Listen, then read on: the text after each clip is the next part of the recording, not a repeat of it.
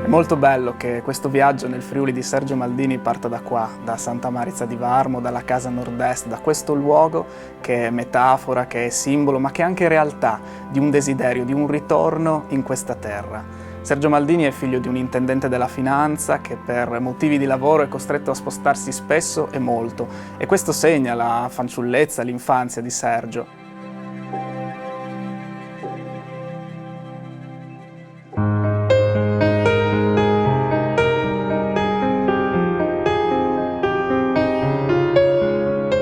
C'è Firenze, c'è Udine con il liceo Stellini, Udine dove lui si fermerà fino al 1950, e al Friuli e a Udine si deve quel radicamento elettivo che porterà poi Sergio Maldini a decidere di trascorrere gli ultimi anni della sua vita proprio qui, a Varmo, a Santa Marizza. In mezzo c'è tutto il resto, c'è Bologna, c'è Roma, c'è una carriera da giornalista, c'è il matrimonio, c'è il premio Hemingway, c'è il primo romanzo. Però Roma, con la sua complessità, sta molto stretta a Sergio Maldini, e così, proprio sul finire degli anni 70, inizia a immaginare di acquistare questo rustico e inizia la ristrutturazione di questa casa.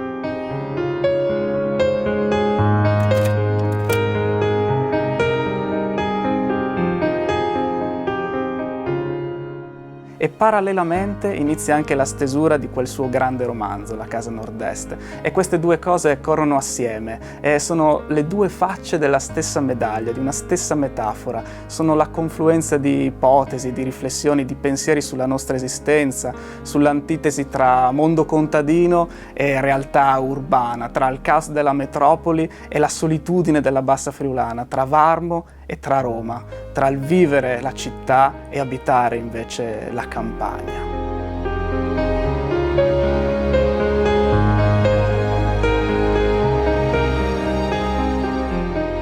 La casa nord-est poi esce per Marsilio, ebbe un grandissimo successo, vince il premio Campiello, arriva anche qualche piccola critica come quella di Elio Bartolini, che proprio nel Friuli di Maldini vede un Friuli sradicato dalla sua realtà, e in parte magari è condivisibile, ma il Friuli di Sergio Maldini è ben altra cosa, è utopia, è sogno, è incanto, è un Friuli di paesaggi poetici, di personaggi poetici, è un Friuli dalla realtà sospesa. E per abitarlo, per iniziare a scoprire questo Friuli, partirei proprio da qua, da questa casa e dal silenzio che c'è all'interno di questo giardino, inforcherei una vecchia Bianchi e inizierei a correre per le strade di questa campagna fino alle frazioni di Belgrado, di Gradiscutta, proverei a inseguire i piccoli corsi d'acqua, le risorgive, fino poi ad arrivare a Sterpo, a Nespoledo, a cercare i pioppeti, i gelsi, le acacie tra i campi di mais, e poi forse trovare finalmente ristoro nel tagliamento, nell'acqua gelida del tagliamento, oppure sotto il portico di una vecchia casa friulana sorseggiando un Tokai, mentre fuori